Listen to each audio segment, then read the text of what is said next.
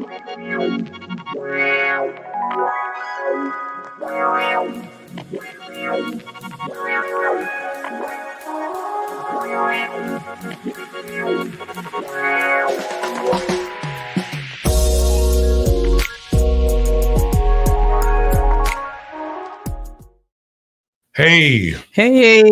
what's going on?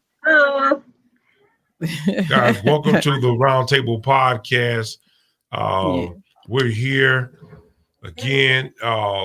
This Sunday, 4:30, 4:30-ish, like we always say. You might as well say almost 5 o'clock, but I mean anywhere in between that time. But guys, we thank you. We thank you. Thank you. I know that I'm gonna give people time to join in. So I guess guys, how's your week been? But before we do that, let me just say, guys, stay tuned. We have some topics coming up, about the Breonna.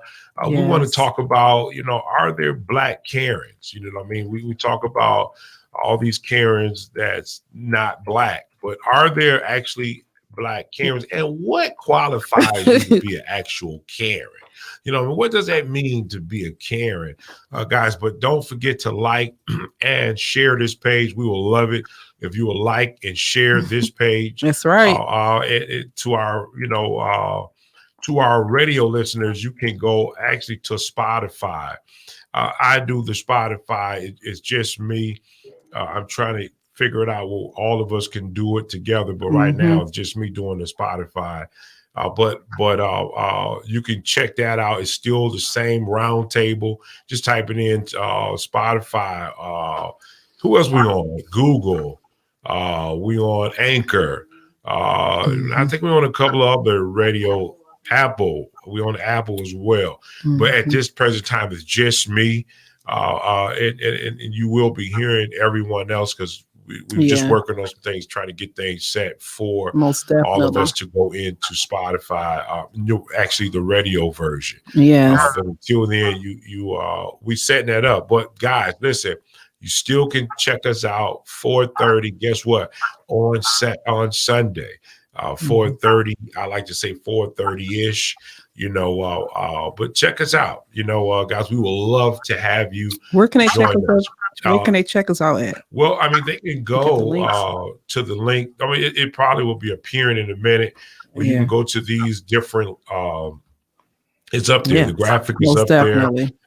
Whether that's even our website, guys, you can go check us out on our website. And guess what? We would love for you to give us some feedback. I'm gonna throw us out there. We're gonna throw us under the truck. Give us some feedback. What do you think about us? Even if it's just played at a later time, because right now we still people got to join in to the podcast. But anyway, feedback. We need your feedback. Or what is it that you want us to talk about? If it's something that we think is worthy. And listen, if you got some hot news that nobody has, we ask you to send it to us. We'll air it if the receipts are right. So the receipts have to be right. You might be like, what does receipts mean? Well, receipts is proof that this actually happened. So that we can go ahead, because guess what? There's people who actually get sued. They get cease and desist. I mean, I'm talking about they always get, this is very common. So if you have good receipts, meaning things that can be proved, if we go over with everybody on the podcast and see if there's something we feel comfortable talking about, we will go ahead and do it. Because guys, we're here for this community. We're here for this community. So guys, I'm gonna run by it again while people still tuning in. I'm gonna tell you, listen. First of all, go to our page. Like our page. Most definitely. Subscribe to our page. Click the bell for notifications. They still even doing that. Guess what? When we get a database big enough, we will take all of you guys' email and email you out. So now you guys will know when we're about to come on, because there's a lot of stuff going on with that, and they blocking people on social media because of probably what's been said, and all that stuff.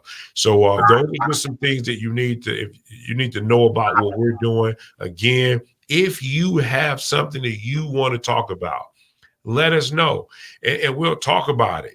We also are looking for, again, like I said, feedback that helps us grow, negative or positive. It don't really matter to me. You know what I mean? So send us that feedback to help us grow. And guys, we want to be the best at what we do. We're learning. This is still a new game for us, and we can get into the podcast. So how you guys been? How have everybody been this week? First of all, Brenda, I'm humble, and I really appreciate your comment. She said, "Hey, y'all, RWT says she loved the album that she purchased." Got a fan. So I appreciate you actually taking the time to listen to the album, and I really, really appreciate it. Thank you again. You must have been inspired while you was going grocery shopping. Who, me? Yeah. A lot of your songs have references to food. You think so? A few of them do. I mean, it's cute. You don't have the CD's album, so you don't know. Well, I've listened to the songs. What are you talking about? You just made that up, lovely. I promise you, I didn't. I promise you. Nothing in the songs talk about going to eat anywhere. You talking about peanut butter and jelly sandwiches? Oh wow, it's cute. What? You can be mixed up with another artist. Again, thank you, Brenda. So how's your week? My week. We got to taste the fall. So, folks like to hibernate when it get cold outside. So, just really chilling out. Not doing, too much. All right. Well, same with us. We just been relaxing, not doing much. That's, we did do something yesterday for a minute. We went down to Bella. Well, we were down my cousin. She was having an engagement. About to get married, and they were having something down there. A gathering, I guess, so they wouldn't be like in an indoor. Yeah. Shout out to my Terry Washington Henderson. Who's soon to be married. I think her husband Rob or something like that. But sorry. But shout out to you guys. Hope your wedding be great. Yes, most definitely. And your union grow. So we just got a quick comment from what's her name? Brenda. She said, I have been watching you guys. I want to know who all of you are and what you do. All right. Okay. Well, come on. We'll start with you guys. We'll go last. Yeah, we'll go last. Go ahead. Well, hey, Brenda, thank you for watching, being a committed watcher. We appreciate the feedback. It always livens up the conversation. So keep doing what you're doing. We appreciate it. My name, Lovely T, of course. You should have been here in the beginning, girlfriend, because some folks were really talking about my name. I ain't gonna say no names. Right. But I think it's kind of finally grown on everybody. I am a social worker by occupation. I'm fully licensed, and I've been practicing for over 25 years. Right now, I'm a director over crisis programs at a community mental health agency. I also have my own LLC that is very much still in infancy stages, but it's social worky involved. And I don't want to say I'm a single mom, but I'm a mom of a 12-year-old son. You'll sometimes hear me reference him in my conversations. Detroiter, went to Cooley, also Michigan State is my alma mater. Go green and white. What else you want to know? You didn't say it all, Lovely T. I gave a resume. All right. All right, go. Oh, lovely too. You in love too. You about to get married. Oh. No, you making claims you sure about? Hold on. You gotta have a ring on to be able to get married? I am in a relationship. Yes, I am. But I'm claiming it. Okay, well, thank you. Thank you. What am I? I'm a fully licensed counselor. I've been licensed and practicing for maybe 14 years. I am a director at a community mental health agency, adult services. I have my own LLC, Counseling LLC. I have a contract. Well, I do contract work with the state of Michigan in my own personal LLC for rehabilitation services. What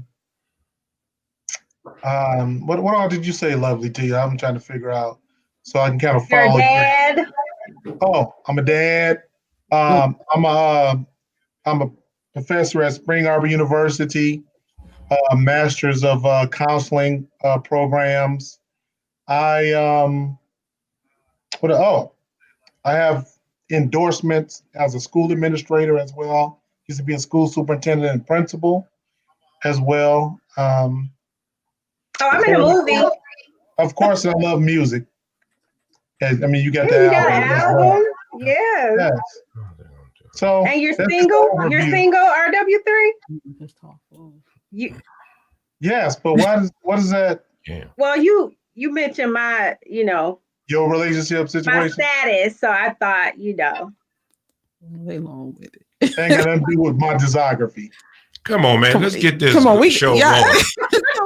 Right. Let's hurry get it out of here. Come on now. Y'all take a long weekend. Lady being Antonio, y'all could have flying the plane. Y'all could have went first. Land the plane, man. Y'all should have showed us how fast to do it. I gotta show you. We gotta show you. I gotta show you. Yes, you do. I just Well, put a timer. You're supposed to be a professor. You're supposed to be a professor. You don't tell me I know everything. Go. You're supposed to be a professor. I mean, I gotta give you logic. I'm waiting on you, professor. See, there's your professors today. You see how they are.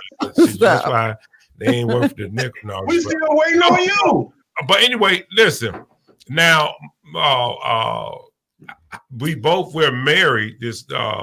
So I guess. Do you want me to say it together? I mean, it don't say yours. I say mine. It's the same thing. I don't know. It's to say we just coming as business now. Yeah. Well, it's just to not throw all our business because I don't do all the business on social media. But one of the things that we do, we've been entrepreneurs for 20 years.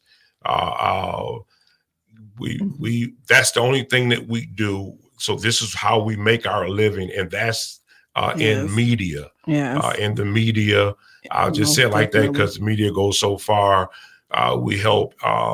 We're tech support for Tech Town. We used to be for Motor City. We're service providers. Yes. Where at Tech Town we have a meeting with business owners. They'll come down.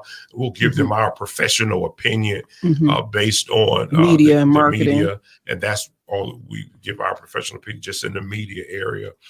And that's, I mean, we're married, obviously. We've been married for about 26 years. Yeah.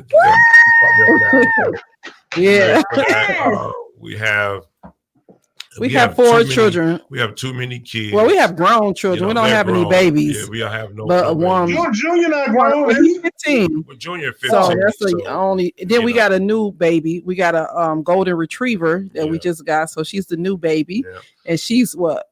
How many weeks? She's. I don't know. Yeah. Anyway, she's getting big. We have kids. Everyone's either still in college or graduated.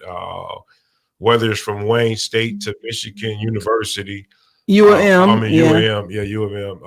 So They're in college. A lot of them is in the media fields. Most some definitely. Of them, some of them in the video game field too. Well, I'll just play. No, on the keeping it 100. Yeah. One is in the graphics. Yeah. The other one is in animation. The other one is Tatiana is going into the statistics. So yeah. I know you guys are proud parents. Lady B is a comedian. Lady B is a playwright. Come on. I am a playwright. That's right. Want people to know that? I am a playwright. I am a screenplay writer. I've been writing for a long time. I have so many scripts that I'm just ready to get them pushed and get them produced. Like I said, I do comedian stuff. I haven't done it in a while because all this pandemic stuff, but yes, most definitely. And that's pretty much it. That's not it. Bouchel Media, look. No, they done made awesome music videos. Oh yeah, he does music videos. He does. Oh, you got a great media company, bro. Yeah, we do media work. It's. I mean, you can just go to if you want to check us out, you go to our website. Yeah. www.bouchelmedia.com. Right, it's going to tell you everything. To be honest, our life is on social media. Yeah, you just pull it up, and then you would see it yourself. You know what I mean? But it is what it is. But let's all right. Thank you. We love that you reached out. Most definitely. And that's caring and sharing, right? Yeah. So that's the thing about that. So we care because we share information. You know what I mean? So you didn't catch those bars. No, I'm just playing with you. But anyway, guys, we got a good topic today. Yeah. I mean, we have an interesting topic today, but that topic can go so many areas. We do know that Breonna Taylor. We know that. And see, this is a little bit out there because I was wondering, does that money apply to the boyfriend as well? Not sure. Maybe it could be a separate lawsuit, but I guess it's going on the news, social media that they won their settlement. For the 12 million. But I think, lady, you're going to read something. Yeah, I'm just going to read a little short thing. The city of Louisville, Kentucky has agreed to pay $12 million to the family of Breonna Taylor and institute sweeping police reforms in a historic settlement of the family's wrongful death. But also the family is saying that settlement comes more than 6 months after the Louisville Metro police officer broke down the door to Taylor's apartment and fatally shot her while executing a late night no-knock warrant in a narcotic investigation.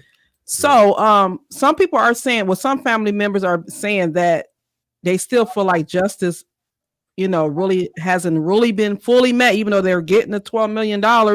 They still feel like they should be charged. I don't know if all of the polices all of them were charged or not. I think one of them got fired. One of them, I'm not sure, but I believe one of them either he got. I don't know if he's been charged, but I know someone had gotten fired. Well, they said true justice is not served with cash settlements. We need those involved in her murder to be arrested and charged. We need accountability. We need justice. Well, and see, the thing about that is why we're seeing it, because it's just a long video. Probably long, not that exciting, but we just planned it for just a background or whatever. So you got, but anyway, I think it was more than just the 12 million. I believe that it was some things that they had to do. Reform. Exactly. Focus reform within the police department. And guess what, guys? One of the things is what we talked about last week about the counselors. And in this instance, they are social workers, and they're going to be riding in the vehicle with the police officers. I don't know if you guys seen that.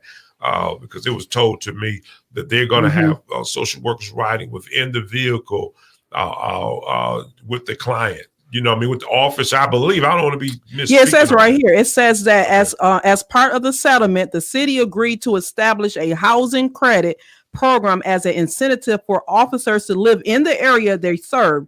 Use social workers to provide support on certain police runs. Oh, support. It didn't say they was riding the car. Okay, yeah. So it just says support. Okay, that can mean anything. Okay. So now that's the good thing. with that situation. What do you now? How can I? So we can draw to where we're going. What do you guys think about? Let's take a different turn before we come back to this. What do you guys think about when these things happen? It's just not. Do you agree when these things, meaning police brutality or missing what is it? Misidentity? Because I think they just went to the wrong house. Sort of. That's what was said anyway. They went to the wrong house. This house supposed to be, or they seen some guy that was dealing drugs or something. Narcotics. Yeah, so they went in there forcefully. But listen, do you guys believe when police act up the way they do, a lot of money is spent out? Do you guys do that? Well, for sure. I had a while ago, I don't know if it's trillion, billion, but I know there's, I was looking at some data state by state. There's a significant amount of dollars in lawsuits that are paid out cities to police misconduct. And now what they've done with the taxpayers' dollars in many of the cities, they are making that a part of the budget because they know the police gonna act the fool. They put it in their budget for police misconduct payouts. Dang. So some cities have added it to their budget because they know the police gonna act out. They said we might as well go ahead on and put earmark money for that particular issue. And then something else you mentioned when you were reading it, Lady B, what's interesting, when people say, well, is it truly justice, with the money? But you know what? People, if someone is arrested, and I see this in many cases, if people get arrested and get convicted, people still want the money. So people say, is money justice? But people feel money brings some level of justice because it's not like to say, oh, we don't want the money. But people be okay with the person being arrested and convicted and not getting no money. Yeah, I think it's a good start. I get what they're saying.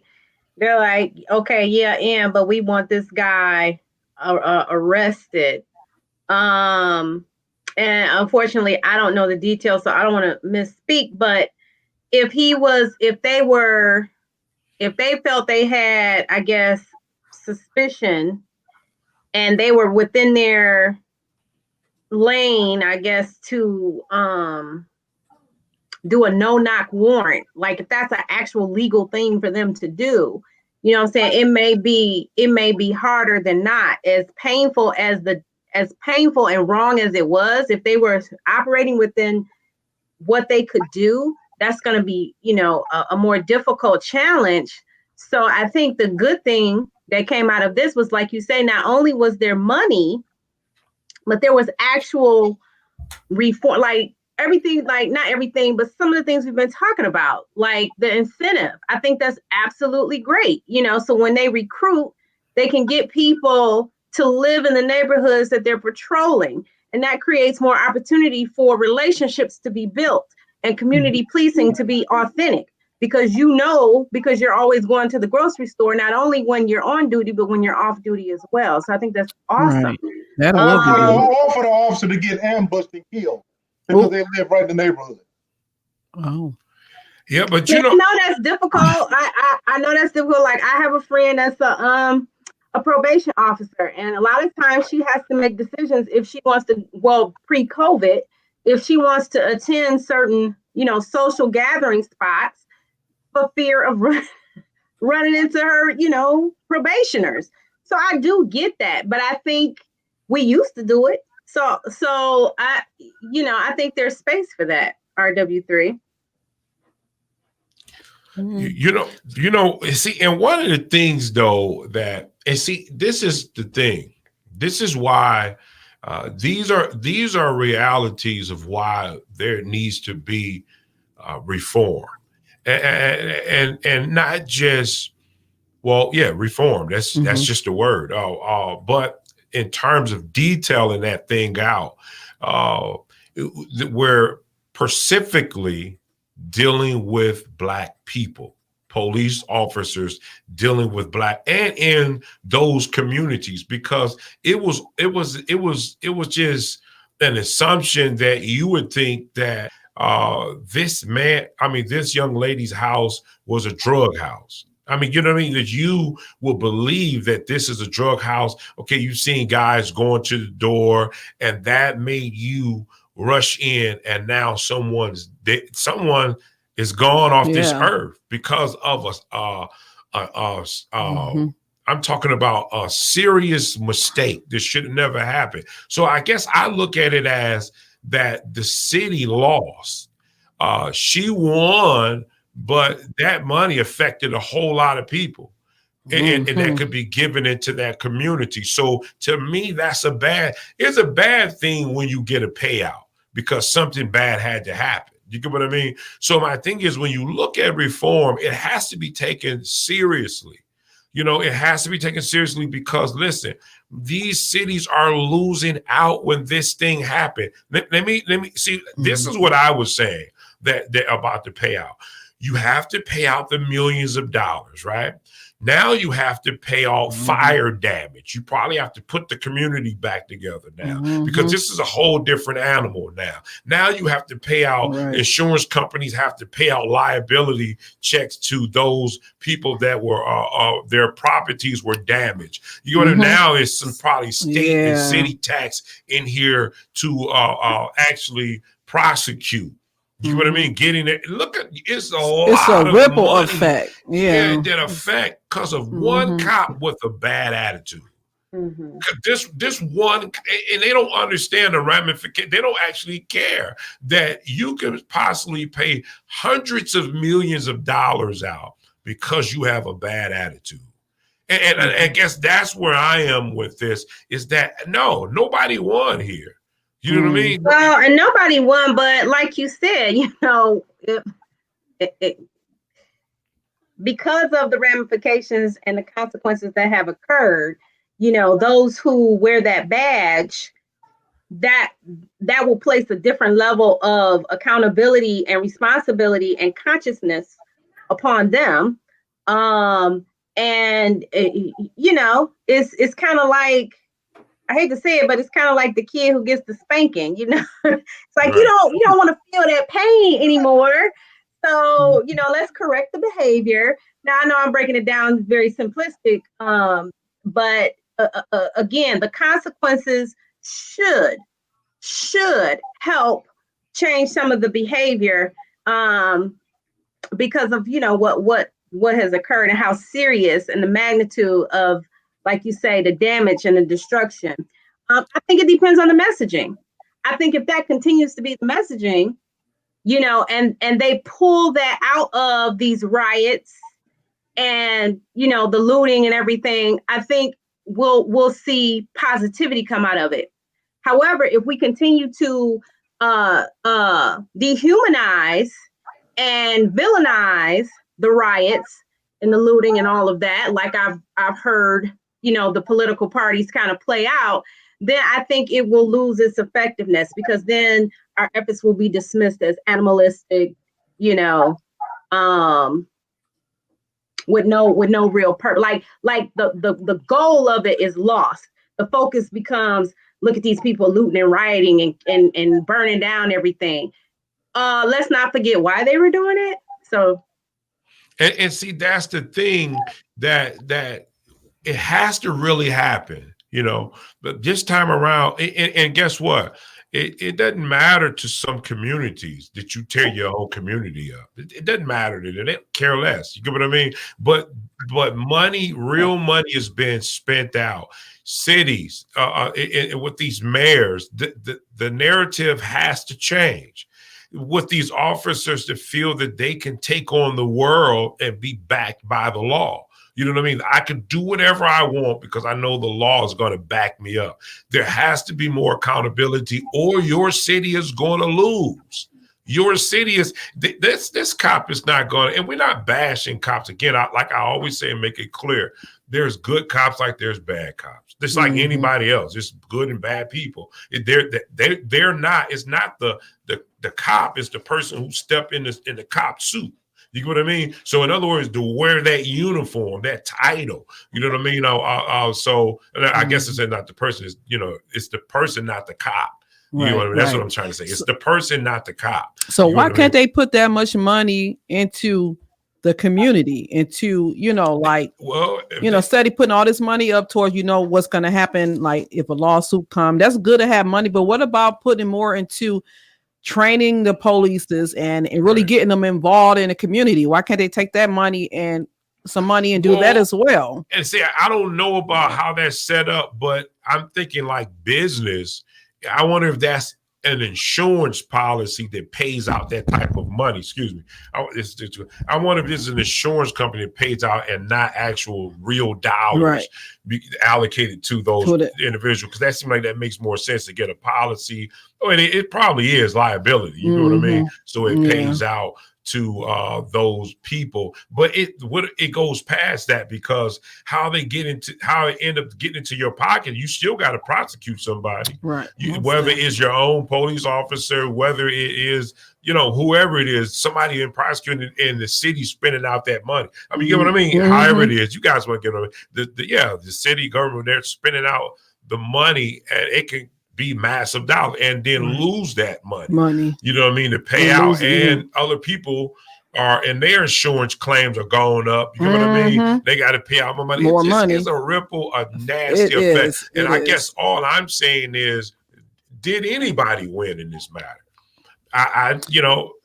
There's, because you can't replace a life. It doesn't matter how much money. If it's $1 billion, you can't replace a person's life. I can't replace this life. I'd rather have the life than the money. You know what I mean? So my thing is that did anybody really win? There was a loss on both ends, all because nobody's want to reform anyone.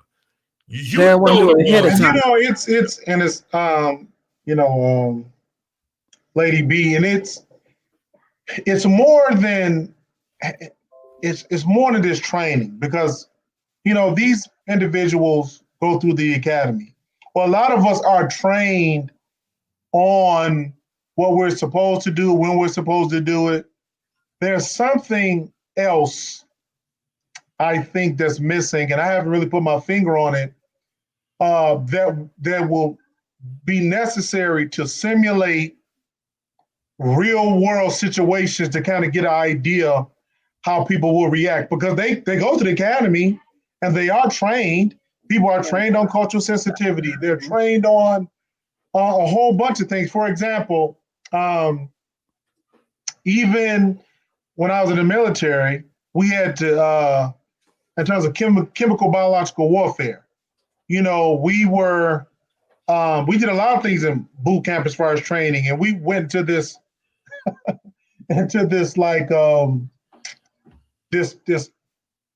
this CBR. We had to go into the CBR chamber, take our mask off. We had to experience what it was if we were experiencing a chemical biological attack.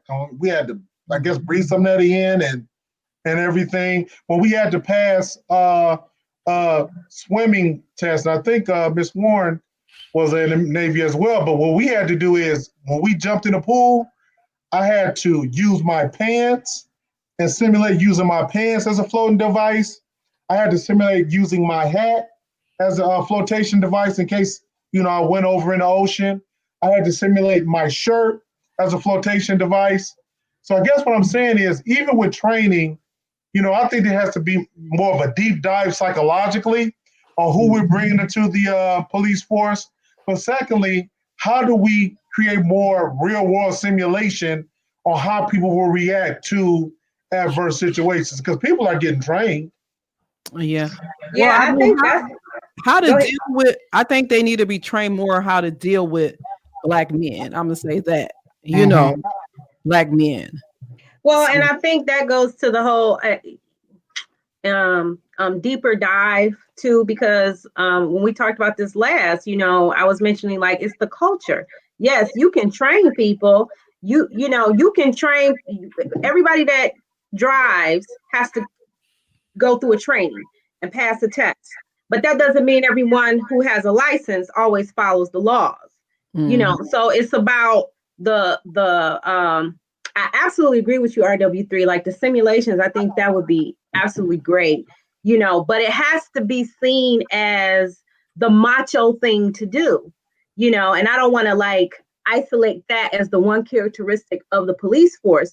But we know there's a lot of bravado that goes on within that culture and, you know, having to prove how hard and tough you are.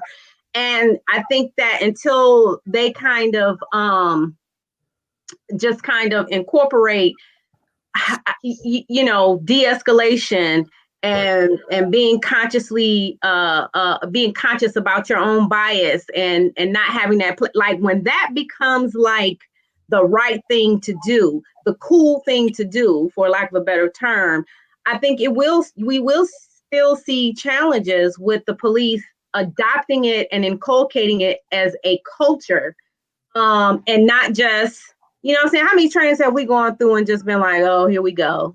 You know what I mean? It has to be, but I'm gonna tell you, to be a part of the culture. I'm gonna tell you, this is what I think that will actually work. I think what will actually work if when they're in training, not out, but while they're in training, some of their training have to be in communities where and in that community they have to do some sort of work, because see, no matter what we say, you could say simulate, you could say whatever you want. It's all about the character of the person. Listen, do you realize this? Just keep it 100. There's a lot of cops out there that are racist. They didn't come here for simulation. They didn't come here for that. Their mindset is already changed. They know why they're joining the force. They know why they're joining the force. I mean, I don't want to put it out there because I don't want, you know, everybody thinking we yelling and we screaming. But no, they come on the force for that purpose, to come in your community and shoot your black men. That's why they come there. You know what I mean? We got to wake up. So well, like Brenda Warren said, there's no logical or scientific. No, these are racists joining the police department to kill black folk. Call it how you want. That's what it is. You see what I mean? So you really think it's white police officers that join just to go kill the black? No. Well, that's fear. See, now there's another piece. That's why if they're entering to the community and begin to understand who you working with. What does that mean? Your training might be you go work at a grocery store in that community, and you dealing with black folk. You getting paid anyway. Yeah. So you put you in the gas station, put you in those areas where those people are that you think are just violent. So now you can make relationships with a black man. Yeah. And you can say, wait a minute, they all not. Is it like called that. Community policing? Well, I'm talking about while you're in training. While you're actually in boot camp. Training, that should be part where you're dealing face to face and you understanding that you shouldn't fear this black man and this black man shouldn't fear you because now I know you. Now I know that, they do that. Yeah, I remember when I worked over there, they just be in the back. It may seem like they doing something. No, I know it. That's what they need. Yeah. Or guess what? You don't need to be a police officer. Let me ask you this, though. Let me finish. Either you come in the police department, and it's only two ways you can come in: naive or a hateful person. So that's why you get the training for regular policing. Like there's some normal white police officers out there. They are. But then there are so many out there with an agenda. So what I'm saying is when you put them in the community, they're getting trained like anybody else. Anybody else who's been going through getting training, but you're also learning the community and the people. So we're connecting you in organizations that you got to work there and put in so much time in a week. In the community. And then you come back, right? So you're actually working next to homeboy that you call homeboy, and you realize that he's a homeboy, but he got 5 kids at the house, and he's a hardworking man, and he don't get paid that much, and that's why he's working there. And now you learning him as a person. Yeah. So now you don't think because he's walking up the street like a thug, he's ready to go do something wrong. Mm-hmm. I'm through. Yeah. Well, you know, as far as Detroit is concerned, because I just think not only there's some general perspectives, but you know, I guess I want to got to be more specific. I just think it varies from city to city, because in Detroit, for example, with whites and blacks and police officers, there is an issue with white officers coming in Detroit shooting black folks. That's not an issue for Detroit. Yes, it is. So, no, it's not. It happened. Hold on. Let me back up. This year, the person that killed somebody was a black officer killing the black person. Like Detroit that's not a rampant issue with white officers killing black men. They pulled over that guy. He shot the white cop shot at the black guy, and I thought they killed him, and it was a riot, and something happened. That was but they said that he tried to put a gun out. They found out not that one. Not that one. It was another one. Okay. And it was in the city. I'm gonna find the article because I'm always watching. I mean, and I think to RW3's point, you do have to look at, like, I don't think it's purely just black and white. You know, I wanted to highlight Brenda's point about how there needs to be a nationwide cultural shift about how black people are seen, because you got black folks that think, you know, other black folks are scum of the earth. It's not just white folks. We're missing a point, though. Are we missing a point like we did last week? I'm talking about the point. The point I'm talking about in terms of where we said about how can the police officers, I think you guys said, somebody said simulation, you said something, I forgot what you said. And I said, wait a minute. What are you talking about? They need to be in the community. Well, we've been saying that. Let me say this. That is so naive to say it's not in every community. Where do you get this stuff from? In every wherever there's a black community, there is police brutality. I don't care what you think. If you got a black face, shame on you if you believe that. Red line and red. What's that? That's what red line is. Shame on you. Get out of that focus. Just think that it's not like this in every community. Did you just say it's not like that in some places? Yeah, but it's a power. It's at the base of that. It's about the power. It's not. All I'm saying is that it's about power. It's about having that authority and abusing that authority. Do you think that? I mean, I know this topic is about, you know, blacks being targeted. Do you know how many women are raped by policemen? And that's a whole different topic, but it's about power. So all I'm saying is that RW3 can speak for himself, is that let's not be naive and only focus on one aspect of power and control. It's about them having the authority, knowing that they have the authority, and abusing that authority for various reasons. Whether it's because they're white, whether it's because they're chauvinistic, whatever. It's power.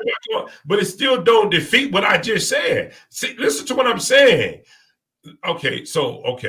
And now I don't know why a police officer become a police officer. I don't know if it's about power. I don't know if it's about I hate black folks and I just want to take them out. I don't know what it's about, but I can tell you this. I can tell you that if you come in my community and you plan on working there, you should live there. Like, why are they doing it? Actually, they doing that with the Breonna, where they're I think something about them putting them in the community to live. Then we read something like that. Yeah, that's what they're going to be doing. Something that they that should have been done. They should have did that when they first got into the police, the force, to put them in the community. I don't even know why this is an argument, because it makes sense. If I know you as a person, either I'm a like you or I'm a dislike you. If I like you and I understand you better, then I know that, wait a minute, they're not bad after all.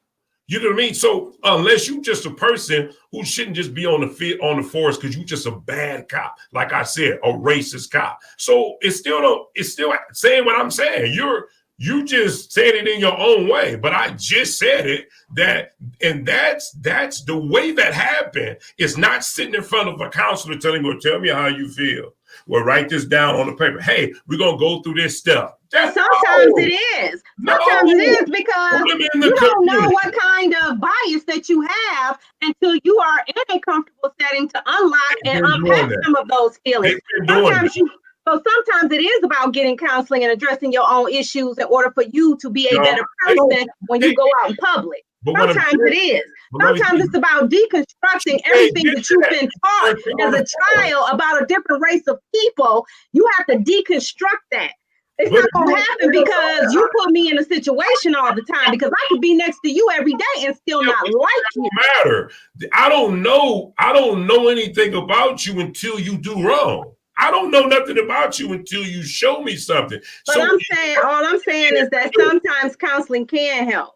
I'm not listen to what I'm saying. It can help. It could be a part of it. But they've been giving counseling. It's not the first. Listen to what I'm telling you. I'm saying is this: if they put them on, I don't care what nobody say. If you put somebody in front of them and they're forced to work with you, they're gonna get to know you. That's just how people are. If I put you in front of someone that you didn't like, but y'all forced to go in the same place every day for a year or however long the boot camp come, I'm going to learn something about you without without nobody who calls themselves a professional. So it should not. I'm going to be the research. I think policing should not be like you're in prison, like they're coming to like they're the guards, and then the black, you coming in the black community, but you're treating them like they're in prison and you're watching over them. Right. You're kind of like seeing what they're going to do wrong. And, I'm going to lock you back down or whatever. It's kind of almost feel like making them feel in their own community like they're in prison, in so many ways. So I don't know. Listen, since this have happened, I've went out recently. Well, this is probably about a couple of I ain't even go, but that's a whole nother story. Mm-hmm. But I'm talking about when I purchased a car probably it's been about 6 months now, and I took the car because it's white, and I tinted the windows out. They all black going around, and guess what? I asked the lady there. I said, "Listen, about my tinting the windows." I said, "What is the legal tint?" She said, "Well, in the back, you can black your windows out." I said, "Give me that so I can black my back windows out." She said, "On the side, you can, you can do," I think she said, I don't know if it was 35 and 25 or something like that. But okay, so I did all that. Now, since all this driving, since all this happened, sometimes I be paranoid behind the car. He really get pulled over for my windows too dark, and they're going to think I'm some type of thug or something like that. I mean, my mind's been flicking like that because of what's been going on. I mean, so what am I saying? But they don't know me. You know what I mean? So all I'm saying is this. You can say what you say. We can say what we want to say, but interaction with somebody is the closest and the best thing to a better reaction than anything else you can say, because everybody or professional, I'm talking about those who call it the word and they made the word up. They probably was racist and put the word in, and we just I don't want to go there. But I'm saying that everything started from research. Everything and from college, from what you learned, you only learned that because they put it in the book from research. That's how you got it. They didn't just come up with the epiphany and say, "Oh, I got an epiphany, put this down." Oh no, you know what? God just talked to me and he said, we're going to use this word, is going to be called cognitive dissonance. No, they did research. That's what they did to come up with this claim. To come up in my research, this is how I came up with it, because research requires study. It requires study. I don't care what anybody say. Even they'll tell you that. The ones who made up the word from when you went in you were sitting in the classroom, they'll tell you everything that we do come from research and from study and research. So someone said that we need more than just one solution. This is a multi-problem, so we need multifaceted solutions, not just one, but we need exactly. But what am I saying? I guess I'm getting around and saying in study and research, that's what they're doing. When you take those officers and they're in boot camp, you're doing study and research. You're doing study. They're the example. They're the study. They're seeing if these people come together, someone who lived all the way north of Michigan, who've never probably seen a black face in his own community. And this black guy who said, he's seen white people. You give it to me. We all seen white people. But anyway, they put them together and now allow that officer or that officer to work along with they do it with prisoners. Can I ask a question? In the Floyd case, did it come out? And you know what? Let me say this too, Tone. I agree. Like when we first saw some of the police reform steps that were mentioned, one of the things I said was awesome was the fact that they're giving incentives for police to live in the community. So you get no disagreement with me there.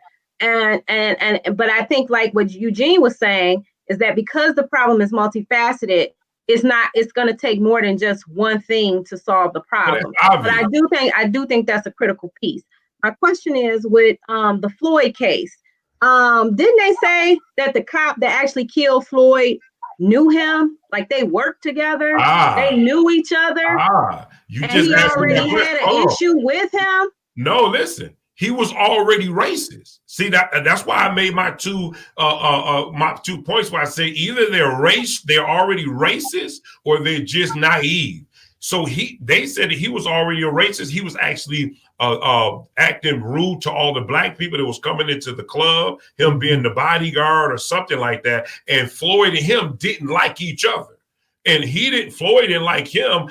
From what the article said, Floyd didn't like him because he thought that he was a racist. You see what I mean? So that's right. Exactly. That's to the point that you got those two type of people who don't care. They they have an agenda, and then those who are just naive and they need the training, but not just training, but even walking in some sort of illustration where they're actually in this society, not through a cartoon, not through some boards and no, forget that. Put them in that community because they're gonna learn faster. Yeah. You would take me through a boot camp in the military to be very harsh.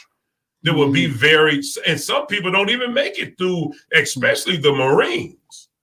The Marines boot camp, they say some guys don't even make it through that boot camp. So what I'm saying is, why am I making this easy just to tell you how to approach people with safety, make sure you don't die? No, put them in the community. Put them in the community, in their boot camp, so they'll get an understanding of how those people live. How they live. And listen, they might throw up a sign to say, what's up? Well, I'm just doing anything. They might do this. And you might understand what this means now and don't think, oh, they're in the gang. You could say, oh, yeah, they do that in the community when I was in it. It's kind of cool. See, they'll understand that. They need to understand the community they work in. Right. So exactly. I mean, what's to the point? Why is that wrong? So Eugene says the cop's perception of a community he polices affects how he polices more than whether or not he lives there or not. If he hates the community, he'll police it with hate. And that information comes from a counseling study. And he says, LOL, stop denouncing counseling, Tony. That's what Eugene said. Now, do I think there can be value in someone living in that community? I think there's value to it, but at the same time, if you're living in that community, and then and we can't have it both ways, because when people talked about community service and being a community servant. And I think last week we spoke about, counselors riding with officers. I think we talked about, well, that's an unnecessary risk that the counselor will be taking, even though the counselor know I'm taking the risk that I can get shot or something adverse can happen to me. But as a community servant, if that social worker counselor decides to ride with the officer, to be with that officer to help regulate or de-escalate some situations, so be it. The same argument that some people make or not, that if an officer lives in a community, I've talked to a lot of officers about it, read a lot of things about it, their children, their houses has been shot up, their children have gotten harassed going to school, being officers in the community, there's a heightened danger to that officer being in that community. So I guess if we want to make the argument, well, that's the price you pay. If you get shot, your kids get harassed for living in the community, so be it, if that's the argument you make it. But I don't think there's a direct correlation between I live in the community, therefore I'm going to police the community more effectively. I don't agree. Let me ask you this question. So let's look at life in that area. How many women said that I'm not going to sleep with you until I get to know you? How many times have you heard that, even growing up, or how many times have you seen a waiting period so that we can be friends? There's all we get to know each other. So you know my response to that is? Say it again. My response is the same amount of times I've had a one night stand or got with a woman within a week. Not barely knowing. The same amount of time. Let's be stupid. Let's use common sense. That's the truth. What we're saying is this. We're saying, and I don't know why, but we're saying that if I'm near you, I won't understand you. That's what you're telling me. And if I'm there, why you go to your job, right? See, it's actually a contradiction, because you go to your job and you talk to your people at your job, and you either make a friendship with them and you get to know them and understand their behavior. You do that now. You do that now. When you go talk to your child, either your child gonna like you or they not gonna like you because what you display, or it may be something that happens and you understand that language. So this is a ridiculous conversation to think that if a person wouldn't go into the community and they begin to surround themselves around each other, that they won't either like them or hate them. I think the common thread. The common thread that we're all saying is that I think we all feel like there needs to be more interaction with the police and the community, whether they live there or they don't.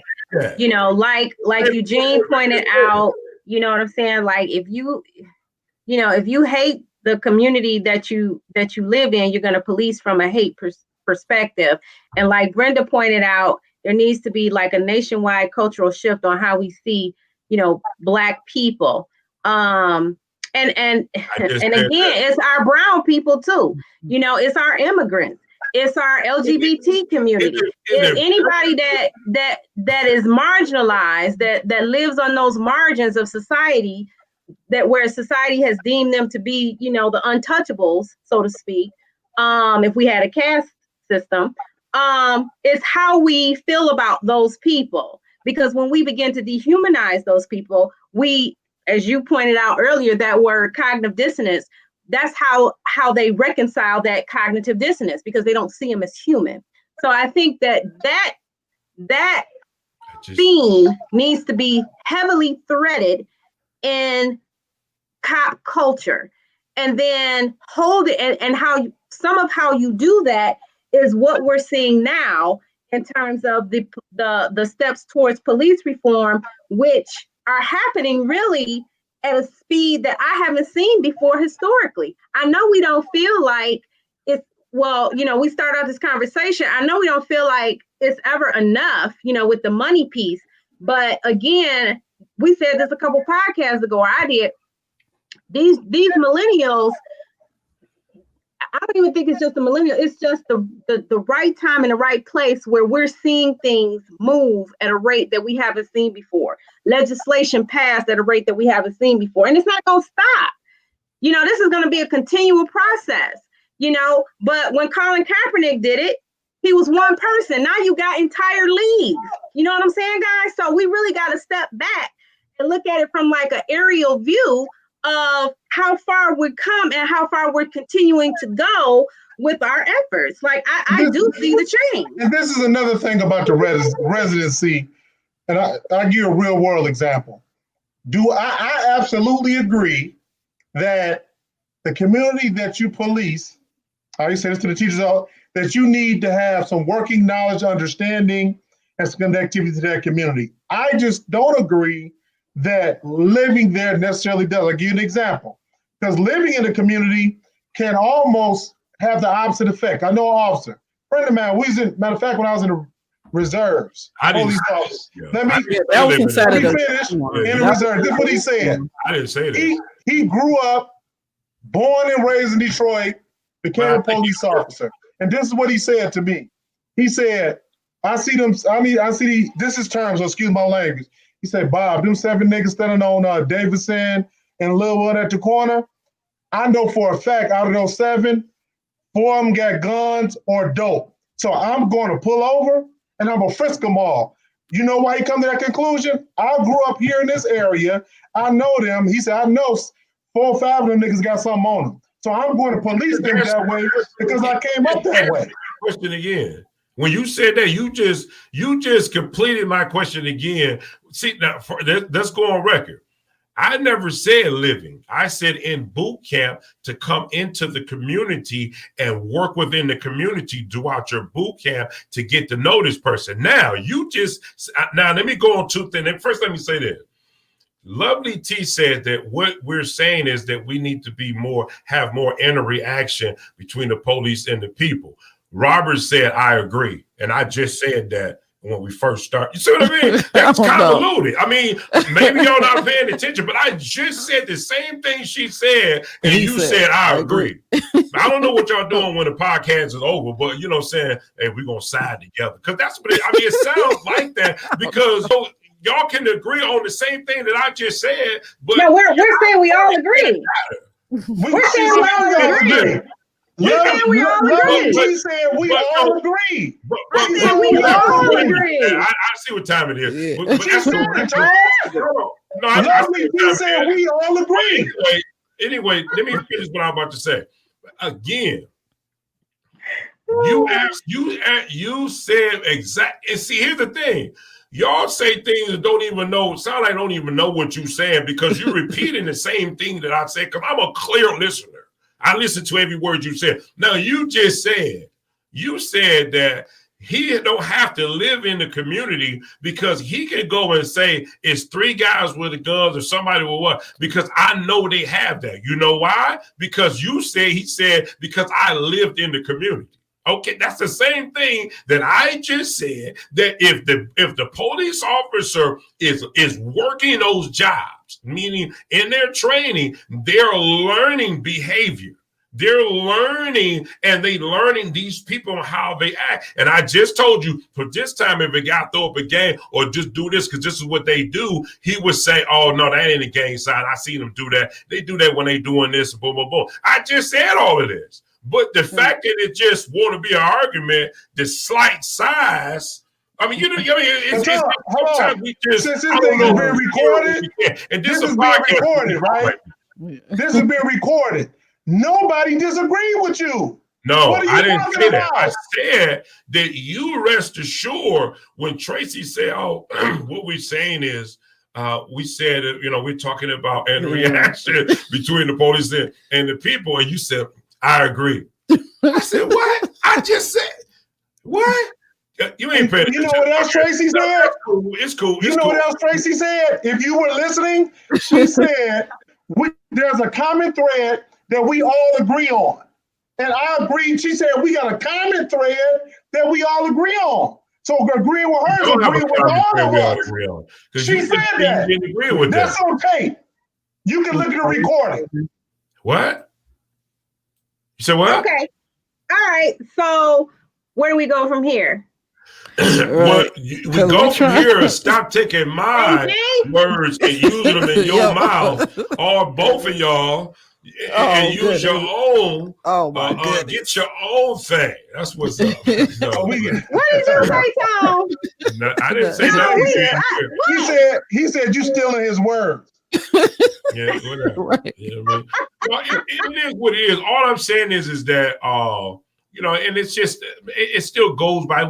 Everybody has our opinion, and you're entitled to it. I guess that makes us who we are as people. You know, I just believe that if you put that individual in the community and allow them to work along the people and have that part of the training, that it can help with understanding a culture, a people.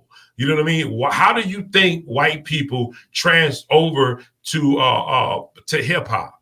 It's because they understood the culture. Because why? A lot of them start listening to the music, start listening and looking into those things of hip hop, and then they love what and they went into. I mean, translated into it, however you want to call it.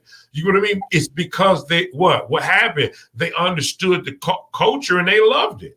So they start to be a part of it. It's all about going and learning about one another. Hate only breeds hate.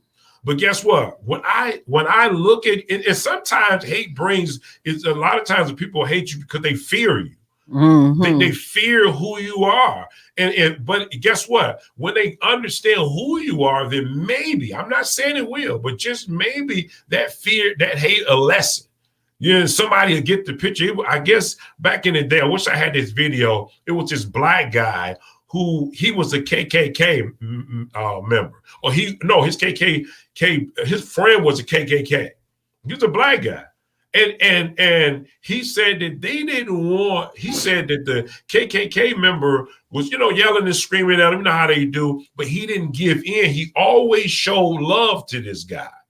And he said that through that relation, through all of that, they actually became best friends. He's still a KKK member, I believe, and he collects the hats for them. But all I'm saying is he got to know this guy.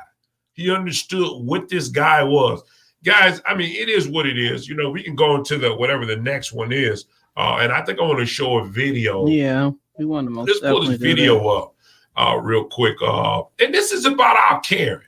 You know what I mean? Yeah. Before you push play, we just want to know, are there any black Karens? Yeah, are there black Karens? Okay, y'all don't have to fool me. What's a Karen? Okay, I'm sorry. What you about to see? Let's show two types of Karen. You get another Karen. Yeah, we want to get a white Karen and a black Karen. Well, we got the Karen. I'm ignorant on that. What's a Karen? Okay. Well, the Karens are, they give this name and call them Karens, those who are women, white women that are privileged, and they think everything should go their way. You get what I mean? So if they walk up to you and say, "Why are you looking at that house over there?" And you be like, "Pardon me?" They say, "Yeah, why are you looking at that house over there? In fact, who are you? Where do you come from?" Okay, they got you. On you. Yeah, that's a Karen. They just call them a Karen.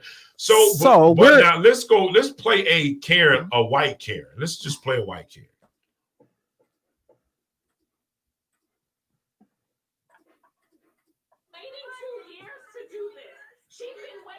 This New Jersey woman is facing criticism after she called police over a permit dispute. She was arguing about whether her black neighbors had the proper paperwork to build a stone patio in their backyard. That argument and the video that went viral then prompted a protest denouncing racism. News 4's Jen Maxwell spoke with the family behind the camera. She has more now. Go to the one about the dog. Remember the dog, the black guy who got the dog in the park? That's to me a better one. Yeah, that's the better. That's the one. That's one. Just show that one. This one right here, I think is a better. I'm sorry.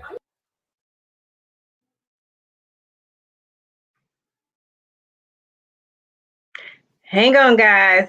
Look like they hang on. We coming back. Well, Lovely T, are you a Karen? But you're part of what we were looking at is it showed. Oh, here it goes. There they go. We missed you guys. Yeah. Look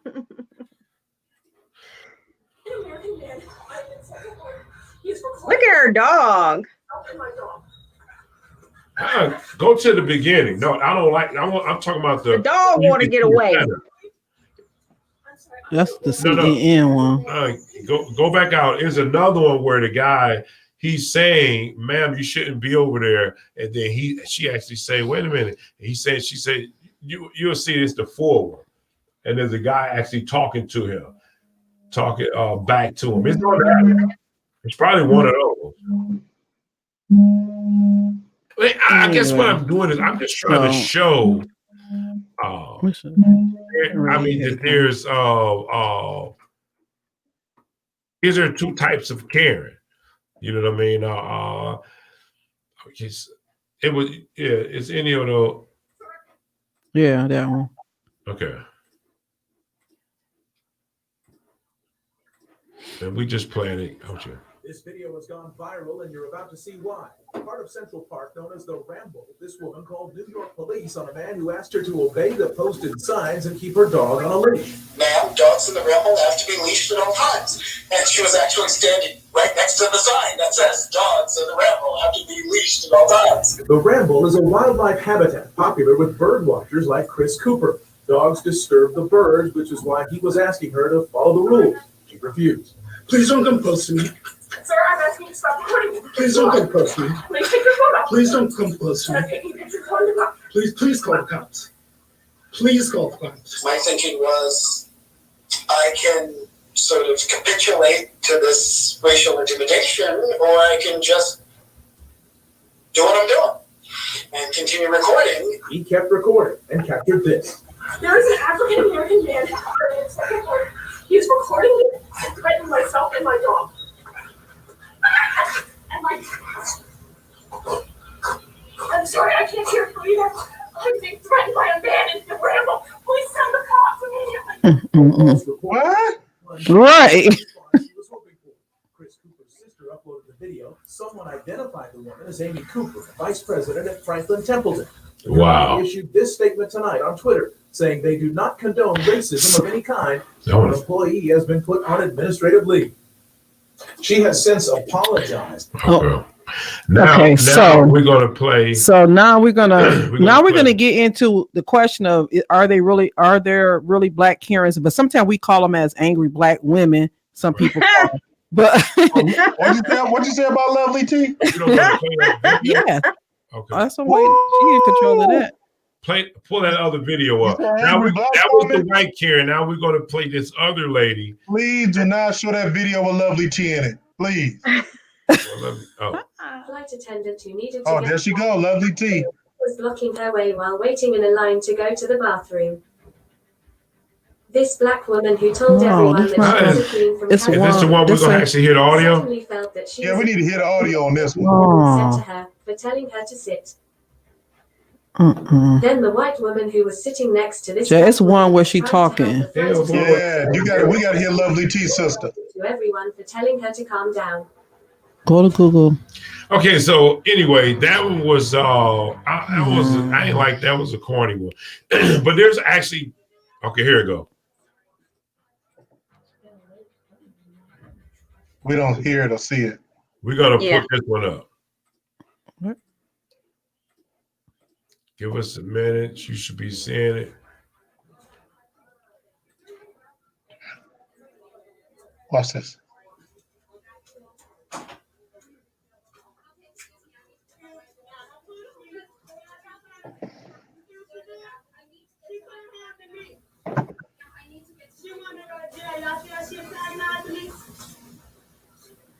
Y'all see us the lady doing me? Look, and then she coming. Look, all I'm trying to do is get my bathroom. Watch. The lady is getting aggressive with me. I'm not a child. I'm grown. I'm trying to use the bathroom. The lady is coming. I get to the bathroom. Now she busy, you get to her door. Can I get to my bathroom? What do I gotta listen to? What do I gotta listen to? Are you my boss? You are my boss, but you're not my boss. Sit down. Sit down. You're not my boss. And you're not my boss. You're white privilege. Sit down. You don't have privilege over me. Okay? You have privilege. No, but all of a sudden you gotta go back here. You wait for me to get to my bathroom and have respect for me like you've been having. Call them now. Call them. Call them. Good. And I need to get to my bathroom. So you rate and respect people. You have white privilege and it's not here. It's over with. It's 2020. What? So you're in the government and you don't have white privilege anymore. I'm a queen. California. Black queen. You don't talk because you so privileged that you gotta get to somebody else and tell them you're not listening. I don't have to listen to you. You don't. I had another one too. I had put a link, but yeah. I'm not talking to you. Listen to your mom. She should tell us I know you don't care. You so proud. Okay, thank you. Like I said, y'all don't run people. You don't run a man so you understand. So get off your little mentality that you better than somebody because you're not. Thank you. That's what I say. See this little shit right here? It's all your mentality. But you need to understand, you don't run America. Everyone defeated at this time. Wow. See, okay, so I guess that's our thing that we're saying. I mean, I would say, I mean, are there Black Karens? Yeah. Well, I guess Karen is actually defined as a woman who's been privileged, who she walks in her actual right privilege. And right. We're not being racist, guys. We're being funny with it. It's not. We're just asking the question: are there any Black Karens? Do y'all think that? Yeah. Yeah, Lovely T. Are you able to respond to that video, Lovely T? What are you trying to infer, Mr. RW3? What's your thought? Karen, let's see. What do that say? What stereotypical name associated with rude, obnoxious, and insufferable middle-aged white woman? Right. So now it's Black Karens. Are there any Black Karens, y'all? Everything wrong with the typical over entitled. Okay. Well, one, I don't. Based on, I think regardless of the color, you can always have somebody with a personality that is obnoxious, rude, insufferable. Like those characteristics aren't unique to a race. But if the root of it comes from a space of being privileged,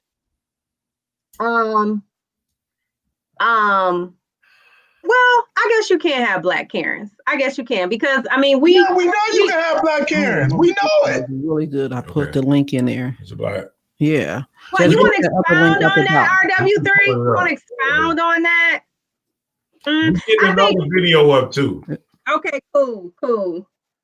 But no, why you responded? We just get it. Because I think that women's voices. I think women's voices have been silenced and muffled for so long that now that we have the Me Too movement and we have what's that first one? Justice is not just for the Black men that are dying. I mean, definitely they're in the light, but justice is for like I said, all of those that are living within the margins. And so for too long, our voices have not been heard. So she was just taking advantage of the situation. I get tired of people always thinking just because a Black woman wants to express her opinion, or she tired of being treated in a certain way and she chooses to express that with emotion, and all of a sudden she's the angry Black woman. Why is that? All right. Yeah. Yeah. I mean, yeah, I don't, well. We're not allowed, as Black people, as people of color, our culture, has been inculcated in us to be expressive people, but when certain genders do it, it's categorized totally different. Yeah. Me personally, I don't think there could be a Black Karen. Me personally, I don't think there can, but I mean, and then, you know, black women always had that title of, you know, angry black woman anyway, you know what I mean? But I'm saying, I don't think that there could be a black Karen. A black Karen. I don't believe it can. They can, even in that situation that we've seen at the airport. I seen a black. Well, I mean, on the airplane. Okay. I wouldn't call that a Karen because it was like she had a lot on her mind. that she been wanting to get a long time. It just, you know how you ever see somebody say, "I done came this far. I'm just gonna keep going. I already know I'm in trouble now because of the law. And they come in, so I'm just gonna keep and let this. I'm just gonna let them have it." I think she was doing more of that. It was more of what she wanted to say, and she just let it happen. You get what I mean? What did Brenda say? She said, "You haven't met my aunt." Oh, see. So, well, I mean, but I'm saying, I think though, in the cases that you showed us, okay, so I have to like look at the situation. In the cases that you've shown us, it was so let's compare. Like when the white woman was doing it, there was a fear based on an assumption about a person and their intent. Which was totally based on race or whatever assumption she made about a black man. Yeah, with the dog, because she said, with the dog. I think the fact that he told her you can't do this, and it's you telling me that. I see more of that than fear, and then and here's the other piece when she said immediately. You didn't see this part because I think you got up. Or there's another part in there when she said, "I'm going to tell the police that you're blah blah blah doing this to me," as though she knew if I say this, they're gonna really believe it because that's a privilege that they have. So I see more. I don't know if this lady was speaking based on privilege. She was speaking based on being tired of. You know what I mean? And that's what I'm agreeing with you, Tom. Like it's a different. It comes from a different place. Usually, when black women are speaking, are being obnoxious, are being loud, it's again because they felt they haven't been heard. You know, they haven't been heard. So it's what about this next video that we're gonna play? That's why I'm Lovely T. Already is. What? We hear you. Put it up there. So you can never be in that position. I mean, on the contrary. Woo, we hear you. Well, I mean, you know what I mean? So, but that's my thing. I'm in a situation right now because I stood up. I told some of and I don't even know. I need Tone, I'm feeling like you. Should I go there or not? But it's a situation now that I'm in because I stood up for myself, that I am viewed as the angry black woman. And I'm like, are you for real? Are you for real? And here's the other piece, real quick before we play the video. Here's the other piece. See, me, so here's the thing. The consequence of that, like the consequence of that black woman going off on people is going to impact who? At the end of the day, that store is going to still have her job. That other white woman is still going to get from point A to point B. In my case, like I said, when you flip it, like in my case, when I'm viewed as an angry black woman, now I have limitations set upon me. True. In terms of what I can do and how I can operate. You see what I'm saying? Like, yeah. Because when you label as that, it's like they don't give you no second term. You know, I think Brenda asked RW3 why is he's laughing. Why is he laughing? Funny. Yeah, he think it's funny. He think everything funny, y'all. Yeah. So why am I laughing? Because Lovely T, she probably could be a good partner for Lady B in terms of the comedic circuit.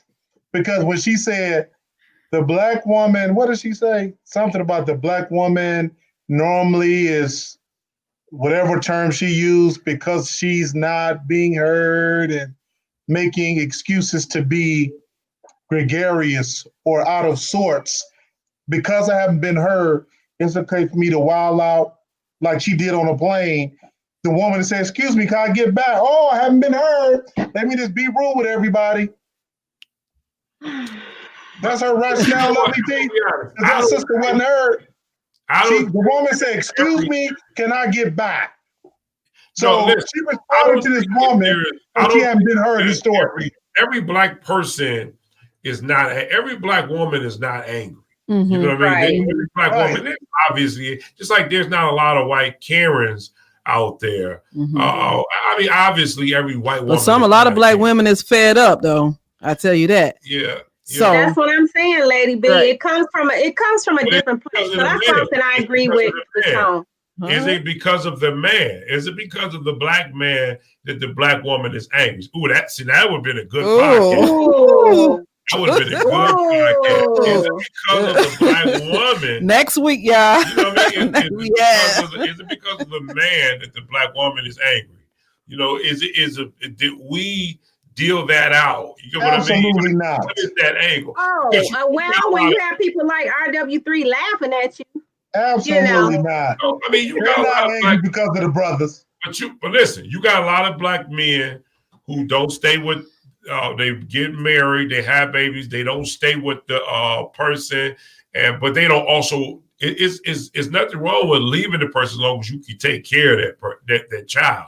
You take care of what you did, but you got a lot of men out here that left. I mean, you got white men that did the same thing, but you know, we stigmatize more. But I'm saying that you have a lot of black not supporting the family. You know what I mean? Using and abusing the black woman, literally. You know what I mean? Using and abusing. You know what I mean? For self gain, obviously. I mean, there's a lot out there. But but that's a good topic that we can kind of touch on next week. So somebody should write a book on that. Yeah, Lady B, we need to have a topic because I'll be wondering, are they mad when ideas? Oh, Brenda said fed all the way up, but I please ask what happened before the Karima was rolling the camera. The camera. But I mean, you know, so we can say that it is. We contribute. If it is something to do, we have done it. You know what I mean? So I mean, I can't say we out of it. You know what I mean? I mean, obviously, it's going to be up to the person to decide to stay angry. Right. You know what I mean? Or to accept it. You know what I mean? So, you know. Could we just roll this next one? Because I want to see if this is a black Karen or not, or is this just somebody?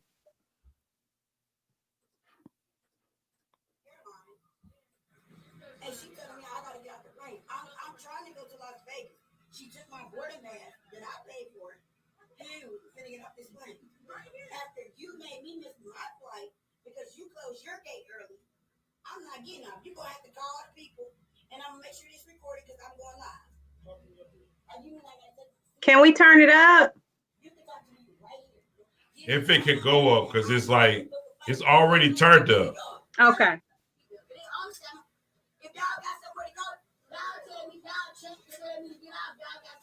Ladies and gentlemen, I do apologize. You can leave your belongings on the aircraft, but we are going to have to deplane. Yeah. Totally. Once again, we do need your boarding passes with you just to help us get everybody back on and make sure you're all here. We do apologize for this inconvenience. Now go back, Subtle, right quick. She said why? She said. All my money back. I'll get up because I'm going live. Okay. And you mean I got to take the seatbelt up? You can talk to me right here. Give me all my money back. I'll get off and book a flight with all that money I gave y'all. So let me turn on the seatbelt. But they understand.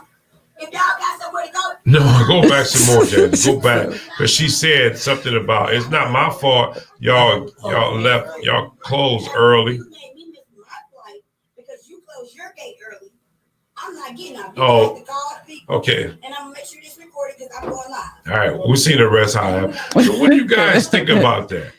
Do you think that's a Karen? I think that, you know, historically white people, I mean, I think we kind of learn from them. You know, they will complain. Now, will they go to that extreme? But I could very well see a white person saying, excuse me, I had 20 minutes and you said that it could, and I want my money back and I demand to speak to the manager. Yeah. Like they do that too. You know what I mean? But it's not viewed as.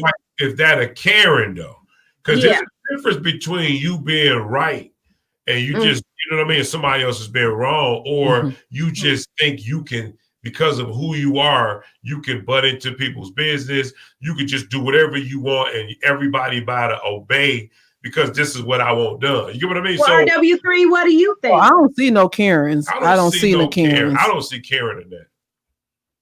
I see. I'm at a loss. I don't have a thought. What?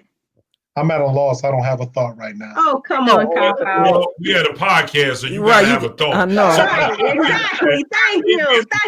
My thing is that again, that I didn't see a Karen. No, me either. If you understand the definition of a Karen, you will understand. I don't see a Karen in that. I can't see slight, angry black woman, but I don't see that I'm privileged. Privileged, yeah. Right. Yeah. Right. I agree. No, I agree. I with don't that. think it's no black Karens. Yeah, I haven't seen that yet. No, not Karen. Yeah, that's not it. That's an angry person. But now it sounds like she was in the right about something because it's. I mean, we only get in one take of it, but it sounded like she said they closed the gate. Closed the gate. So I don't know, how did she get on the plane then? And obnoxious can be somewhat subjective. Wow. And because they closed the gate early. Yeah. I mean, they do say they would. I mean, they do say you're supposed to be there 2 hours before, flight because of this, that, and the other. So we don't know. Like, they're closing the gate 5 minutes or less early. You know what I'm saying? You're supposed to be there. Yeah. But if it was like a whole 20, 40 minutes, you know what I'm saying? And then usually what they'll do is they'll call the people. Like if they get ready to close the gate, they'll call the passenger that's missing and say, "This is last call for so and so." You know what I mean? So that's I don't know. Legally, you don't think you have bounds if my ticket says at a certain time. It's printed on the ticket that this time they will be leaving, and the fact that you leave early, that I can't go after my money. And I have a case because it don't matter that you leave early. It matters what it says on this ticket. Sometimes, though, the plane will wait, though. They'll wait a little longer. They don't just take off. They'll wait. Right. From my understanding, they'll sit there. Because I don't think that they got what was the issue, Tom? Like, she was on the plane. So what, at that point, I guess I missed it. What was the issue? Well, it sounds as though she said that She ran past the gate and got on the she ran past the gate. But she said because they was leaving early. Exactly. And to her, she was on time. Oh. The time was the time, but they was leaving early. But she ran past the gate to get on the plane. So now, think about this. Now, I mean, why you wouldn't give it to her though? I mean, why you wouldn't give it to her? Right. Yeah. I mean, she ran past the gate. She ran past the gate. Yeah. But was she supposed to be on that plane? Right. Yeah, but she was just a couple minutes late, I guess. She was late because they were early. They were early, closing the gate. That's why she was late. I mean, I don't know. I wouldn't go at a Karen though. No, it's not a Karen. That's not a Karen. I haven't ran into a Karen. I haven't seen none. Not yet. Because when I was searching for those videos, I couldn't find none. That was all I can find. Stuff like that. Have y'all seen any Karens in real life? Let me see. Yeah. Have you? Well, I think I did. Remember, I came home and I told you that I went to Myers. It was Walmart. Yeah, Walmart. I went to pick up something. I forgot what it was. And I got in line, and the lady that was at the front of the line checking out her stuff told me from the person, and it was somebody standing in the middle between us as well, told me, "Oh, no, she's not taking anybody else. She's not taking anybody else." I mean, this is the person in line telling me this. Who's checking out? Walk away. Stop to say, the white lady, she told me, I didn't play into it because I didn't know where this could have went, but she was like, "No, she's not, sir, she's not taking anyone else. She's not taking it." And the black girl who was doing the register say, "Oh no, I can take him." So I'm like, she was trying to do the cash register job. I didn't understand, but I didn't play into it. Yeah, I didn't, I actually put my head down because I didn't want to, Yeah. Some black women are, assertive. But that was a white lady. That was a white lady. Oh. Yeah, that was a white lady who said that to me. Yeah, she said what's the difference between assertive and aggressive with the black woman, T? That's a conversation for a different day. I know. Yeah, but I guess my thing is that, no, I don't think there could be a Karen based on privilege. In this world, and I think that's the deciding factor for me. It's that, because of that. Yeah. You know what I mean? Where even though here's the thing, even though you could have a wealthy black woman, which there's wealthy black women out there, but when you still put aside this white woman that supersedes, color wins in this place, in this time. In other words, that makes them feel privileged. I mean, and by all means, let me ask you this: should they feel privileged? It is a black Karen. Which one? Remember, the mayor, the one he was messing around with. Oh, so wasn't that a black Karen situation when she got got pulled over and she was like, "Do you know who I am?" Yeah, was that a black Karen? I mean, that's Karen Beatty, was that her name? That was a trait of privilege. Yeah. That was. Well, I won't say. I don't know if Karen. I don't know if you would call her Karen, because I thought you was gonna say the lady that was in Trump's camp in the very beginning. She was on his show, the black lady. I think she was dating one of the Leverts or something. What was her name? Y'all know what I'm talking about? The black lady. Come on, y'all. She was on. She was Omarosa. Omarosa. Oh yeah. I could see her being a black Karen. Yeah. Oh, does she got some black Karen situations? You could, because I think she pushed those. Yeah, I can see that. I can see her. Yeah. Really? I mean, if that's I was gonna go somewhere else, but I didn't go jump. Just say if that's the case, you might want to say such and such. But anyway, black privilege, as I said, black privilege. Yeah, privilege as in the community that you're in, but not as on a wider base. You're not. So are you a black Karen? If I call Verizon, right, and I'm upset because something happened with my bill where they supposed to did something, they didn't do it. So I called them. I'm mad, I'm fussing, and I'm like, I want to talk. I'm sending a letter to your president, to Verizon. And then after you do all that fussing, they go and say, okay, I'm gonna fix this and I'm gonna give you a credit. I mean, is that a black Karen or not? No. Okay. That's not a black. I don't think that's not okay. See, black Karen, a white Karen, or Karen in general, not to just put color behind it. You got to understand, this is her mindset. You know what I mean? This is just the way she thinks that, hey, I have a right to go over there where you are and ask you, what are you doing here? Because this is how I was raised. I've been privileged, or there's not been someone thinking I'm gonna break in their house, or you know what I mean, or look suspicious on the corner. I can walk on the corner. I can sit on the corner all night. So I'm so used to doing these things that's what make that person a Karen. You know what I mean? Where so now she just nasty with it. Every white woman is just like that. They just got. Is she Karen or is she concerned? Like what's going on in her community? Well, will you demand? When you demand, it's just one video where the lady, listen, the guy, the young guy, he goes to the apartment and he got the food in his hand, and the woman like, "What are you doing here?" He like, "Ma'am, this is none of your business." She going into her apartment, and he like, "Man, why do you have it?" She said, "Who are you?" And she said, "What address is you going to?" I remember that. Yeah, I mean, this person was like. So that's Karen. I think she had a mental problem, though.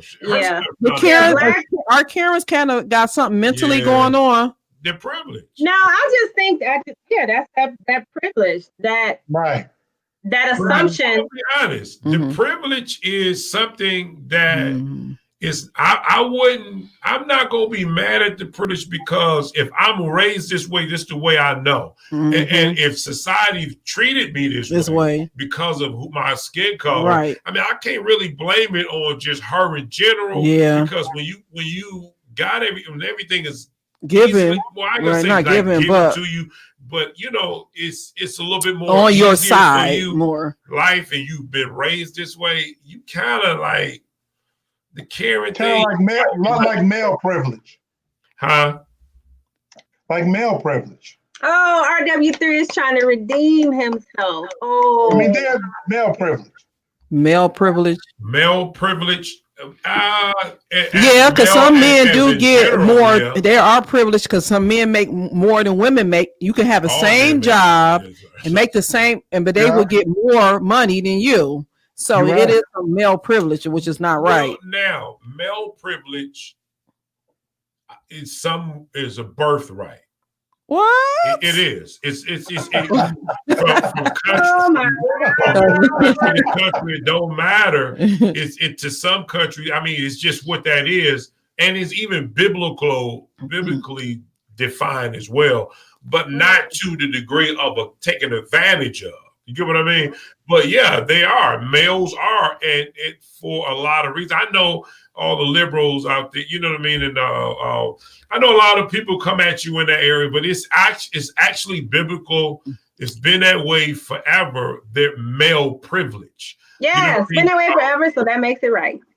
Well, no, it doesn't. It's not. I don't even think it's about right. I think it's about what should be in terms of the direction, the structure of the home, or even outside of just. I mean, but I heard that they did that back in the day because they knew that men were the forefront of in the home, so they would be, they would get the increase of the income. But nowadays, women are working now, and they're like the head of their households now, so it shouldn't be the same no more. Women should be able to get the same amount of money as well as a guy, equal to. Yeah, I mean, that's true. I mean, but if I'm talking about what RW3 said, is there male privilege? Yes, there are. It's male privilege. So what are some examples?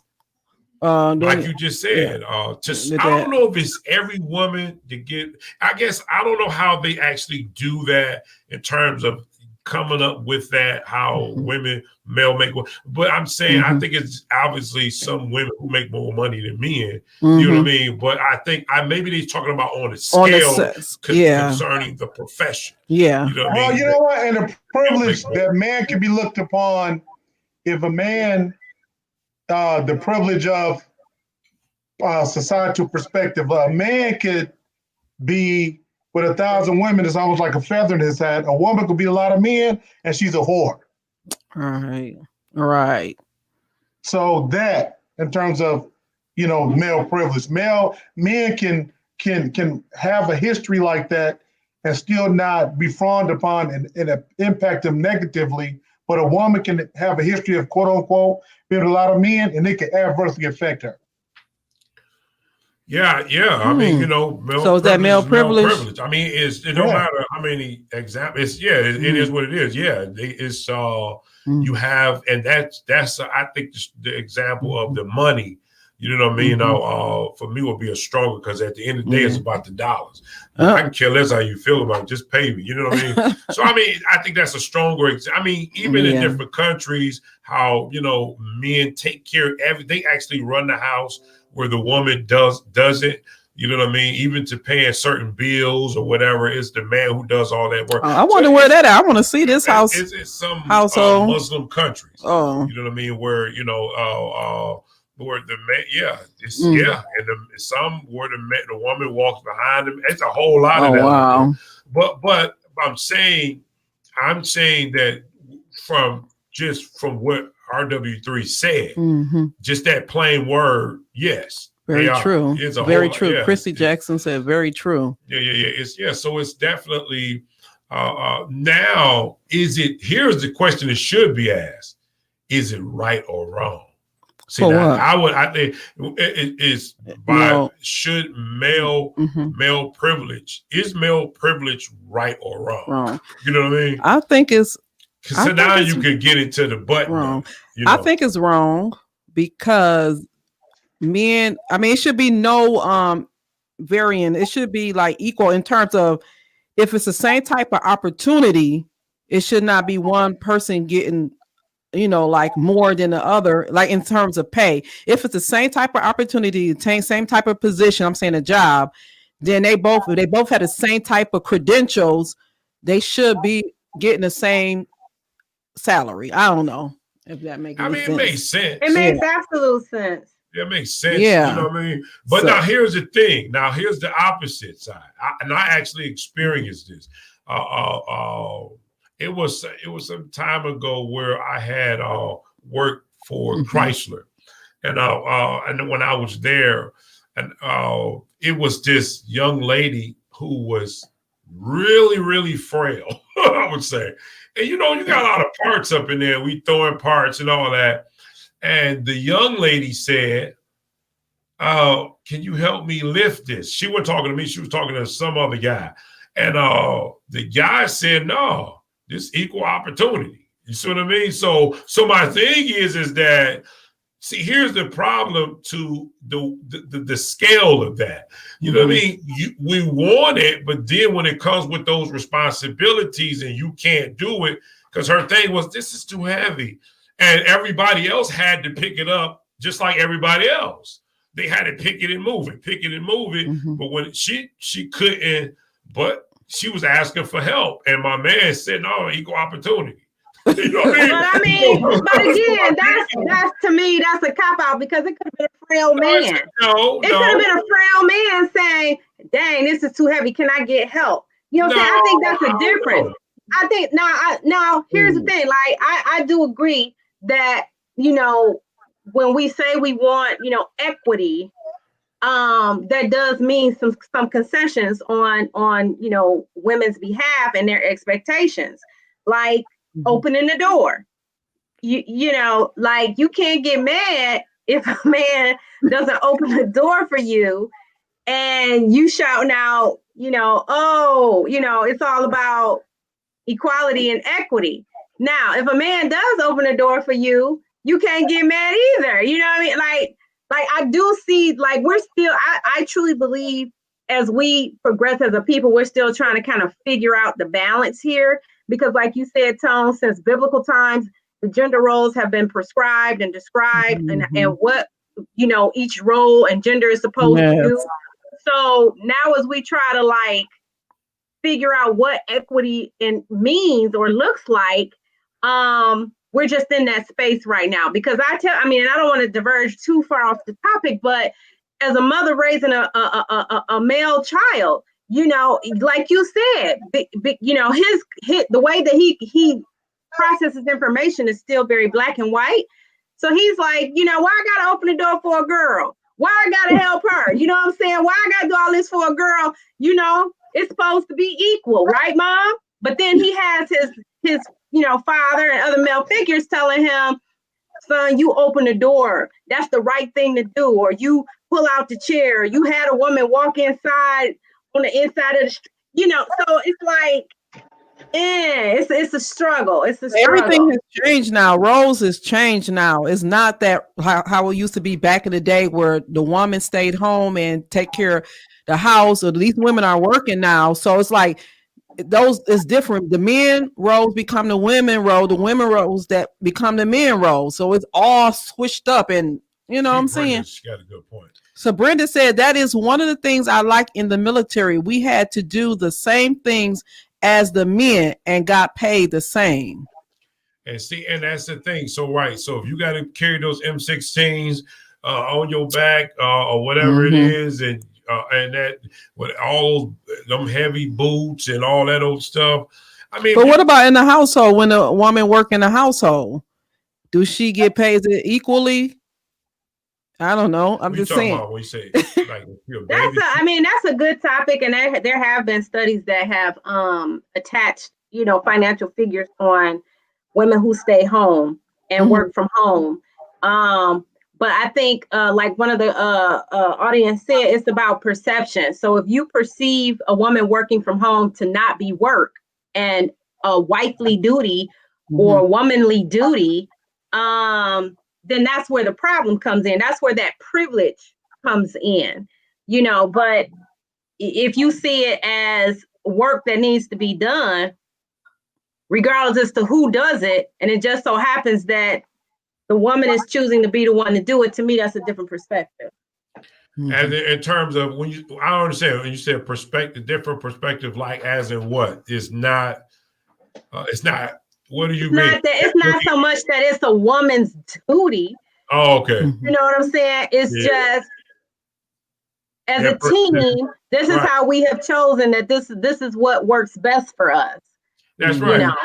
And that's true. And the same way, but here's the thing. I think I want to be wrong when I make this statement. I think that a woman will look down on a man if he's home and taking care of the kids. I feel, and not bringing in any money, but he just taking care of the kids. I just think that that's a double standard, because I think that she'll get around her girlfriends if she run her mouth. Then he goes shit the other girl, please, he better get out there and get that money. Oh, why you doing that? It's always, but you know, when a man does it, it's my wife at home. You know, she said, oh yeah. It's just like, I mean, so it's like. Let's talk about that, Lovely T, about Tone's statement. What? What do you think about what he just said, Tone? Well, historically, the like Lady B said, the jobs have geared towards men making more money, and so that's why the expectation is there. It's ingrained. Like I said, as we move forward, we have to kind of deconstruct some of those things as opportunities equalize out, right? But part of the reason why women think that way, part of the reason why women perhaps, I'm not speaking for every woman, but perhaps one of the reasons why women think that way is because they know that when their man goes out there and seeks out a job, he's going to get paid more. He's going to be able to bring more income into the home than her going out, or her alone going out. You know what I'm saying? So, Lovely T, my question to you is, would you have a problem with your husband being at the crib all day at the house with your son and you going out working? Would you, Lovely T, be okay with that? A simple yes or no will suffice. What? No comment. And that's after you all agree. Right. And that's after you agreed on it. Even after you agreed on it, did it weigh out to say that you getting tired of it? Right. Or would you find that unattractive? You know what I mean? Would that be unattractive to see him home, just like some men do, where they work in the workforce and they making big money, and they see those women in the workforce, when they come home, they see their wife with the diaper, you know what I mean? Right. The rollers in her head still. Yeah, she got the baggy pants on, and you know what I mean? So it's, I guess, I think it's real individual, because who is the nurturer in the family? You know what I'm saying? And maybe there needs to be some emotional maturity there to look beyond what historically the roles have been. But if the dad is a better nurturer than the mom, because, you know, for whatever reason, then, you know, I don't think, or it shouldn't be the case, that the dad is looked down upon for being the main nurturer in the family. It's no different than who cooks the best in a, you know what I'm saying? Like, I'm not going, if you're the better cook, I'm not going to, you know, look at you as doing a womanly thing because you're the main cook. Well, thanks for ducking the question, Lovely T. Whatever. Just I don't know what just happened in that what were you saying, but the thing is that I guess, yeah, that's right. So it's about agreeing, most definitely, and communication, but making sure that we stay on the same playing field. You don't get mad because you see we made this agreement and then you step away. There's many powerful men who cheat on their wives. You know what I mean? Out there. I mean, it's many powerful men that cheat on their wives. Sure is. Out in that game, and their wives are sitting home looking pitiful, or don't even know, and don't even care because they getting that money. Because they getting that money coming in the household. But it's what happens when it's turned around. That powerful woman and that guy just at the house. You know what I mean? Do she cheat? You know what I mean? While he's sitting at home looking pitiful. Yeah, looking pitiful. I think they both will. I think it's one of those things where it's just, I would like to say, I'll use the word human nature. And I think that's what popped in my head. We have a lot of thoughts that pop in our head. It's just acting up on those thoughts. Because they might come. You might see somebody more attractive in some type of way. You know what I mean? Especially whether male or female. And it might make you want to go out there and do something. Maybe it won't. You know what I mean? But, it's really up to you. Guys, we're going to go ahead and wrap up the pod. That's right. Actually. Hey, can I give a shout out? I just want to give a shout out to Ruth Bader Ginsburg, who passed away this week. And I didn't know very much about her for a long time. It took somebody to put me up on her. Supreme Court Justice, that passed away, and we lost a good one. I just wanted to shout out, like not so much for me, but like my mom. She was texting me, and she was just like, that woman did so much during my mother's time in her young adulthood as a career woman. And I know, they were saying like her early efforts led to what Lady B was talking about, legislation that created equal pay for men and women. So we just truly lost a champion. I think she was trying to hold out. Her last wish was, don't replace me until, the election is over. But she was a champion. She was a champion. Will truly be her perspective will truly be missed. And I hope that, they really are considerate about her replacement in the days to come. So just wanted to shout her out. All right. Awesome. Awesome. That's right. That's right. And I think that means it's 4-4 Democrats and Republicans. It sits on it. I think that she would break the tie or whatever. I'm not, don't quote me on it, but I thought something like that. But yeah, that's right. That's right, guys. So our W3, we're at 6:42. You want to talk to them afterward? Yeah. I guess I think it's got broke men cheat. People cheat at the level which they can afford. Lord have mercy. Oh my goodness. Broke men cheat. Woo! That could be a book. Broke men do cheat. Income don't matter. Yeah, they do. That's right. They know they can seduce women too. Oh, come on. How many broke niggas? Don't get me started. I don't want to be a Karen. Please don't get started. Yeah, they all cheat. Everybody, have the qualities to cheat. You know what I mean? Yeah. It's just acting out on them. You know what I mean? So, that's right. That's right. So, but yeah, hopefully there's these Karens or whoever they are get their stuff together. I'm thinking for she said I'm writing it. Brenda gonna write that book. Okay, girl. Yeah, that's right. Put that together. But just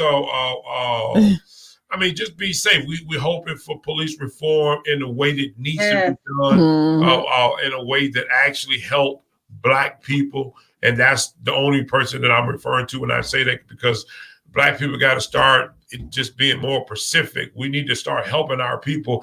Guys, next week, I'm going to read an article of this Korean, I think it was Asian, and he wrote this I forget what it was, but I'm going to get the article, and it's going to, when we read this article, you're going to see something, and it should make you think. There's so much truth in this, well, from my perspective. And he's talking about, the Korean guy is talking about, wow, the Black man, the Black person, to them, they're just here. Their battle is not even with us. It's between them and the Caucasian. And then he said the Black person, well, they just exist. And it's going to go into a lot of truth on why he made that statement, and we're going to go over it because he say some things. It was another Korean guy before we leave that this pastor was in the car with, and the guy was talking to him about business, And then he said something to the degree, well, African Americans will never grow out of what they're in. He said, why? He said, because they don't own anything. And he said that our people, and they do. He said the reason why we believe in ownership, because we can give our ownership to other people.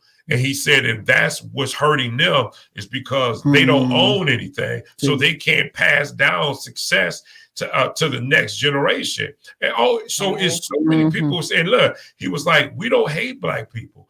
He said, in fact, we just love our people more. That's what he said. He said, we don't hate Black people. We just love our people more. And he said, Black people seems to have self-hate for themselves because they kill each other. They always, it's that crab in the barrel. He said, and it seemed as though they hate themselves. So that's going to be a good one next week, guys. So we're going to, he's pushing this thing out so strong. And it's like, it's so, I see so much truth in it to myself, but it is what it is. Yeah. We're gonna get that up so we can just read it. And I'll what did she say? Generational wealth is required. True facts. Definitely, most definitely. So we're gonna go over some things and just and talk about it. I'm gonna send you guys. I'm gonna try to send it to you so you guys can look it over, so we can talk about that. So, guys, hey, listen, we love you. Stay tuned. We'll see you. Yeah. You were going to say something. Oh, no, I was going to say see you guys next Sunday at the same time. Next Sunday. Three strikes. I'm out. I want to talk to you guys, too. Have a lovely day. Okay. Tasha, she want to talk to both of y'all real quick off air.